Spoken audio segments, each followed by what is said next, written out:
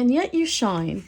The Kohinoor Diamond, Colonization and Resistance by Supriya Kelkar. So this unboxing is a picture book that I'm very excited that one, it exists, and two, that I actually have it in my hands. And it is published by Candlewick Press, and Supriya Kelkar is an author and illustrator. Look how beautiful collage art. And so if you don't know about the Kohinoor Diamond, I read a little bit about it, and it was this enormous diamond found in India where it was owned by the royalty of India. And it was an uncut diamond, and it was like freaking ginormous. And when India was colonized, or even in the colonization process, the English really wanted to get their hands on that diamond so desperately. And at the time, the monarch, I think someone died, and then the new monarch was kind of a young boy, like not that old, like 12 or 8 or 9. And so the English kidnapped his mother, the queen. And so, of course, he wants to keep his mother safe, so he gives up the diamond. Who can blame him? And then the diamond then goes to the royalty of England, where they decide they're going to cut it, into like a polished diamond.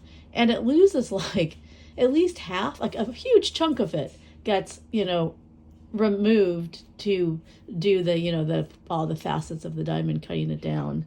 And that gets placed into, the crown, which they use for the coronation, the most recent coronation for King Charles III, or that was supposed to be the crown that they were going to use. But then there's such an outcry over, you stole our diamond, and also you ruined it by cutting it, that I don't know if they used that crown, or if they did, there was still outcry. And, there's not enough books on colonization, like what happened to that country when it got colonized, I mean, right? So here's one story, and it's wrapped around this diamond and beautifully illustrated. So yeah, it's this, and she uses also collage of also materials, because I remember I watching an interview, and she was talking about how she used materials from India, the fabrics and other things for this picture book, which I think in the past maybe like that was kind of new for her. So it is just like extremely incredible illustrations, and also the story of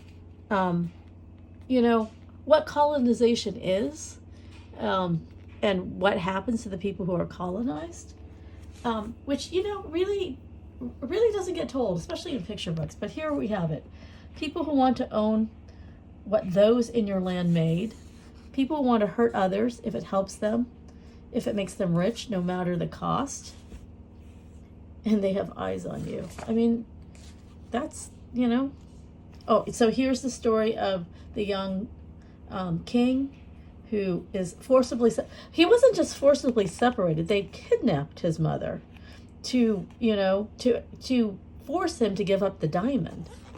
So that was a kind of a gentle way of telling it. Thank you, Supriya, for being so gracious in this storytelling. And so here's the diamond, and here it is shining, a beautiful giant diamond, but not really with its rightful owners. And here is more about looting and theft, not just of the diamonds, but the colonizers taking everything that's valuable, whether it's for a museum or if it's just raw materials, or whatever they can take, actually. And so here we have quite a bit of information on colonization, which is so great. Yeah, I hope this book gets a lot of attention, because it definitely deserves it. So it is published by Candlewick Press, yeah. So thank you to Candlewick Press for sending me this book, and thank you for watching, and I do hope you read this book. It's beautiful, and I hope you read the end matter as well.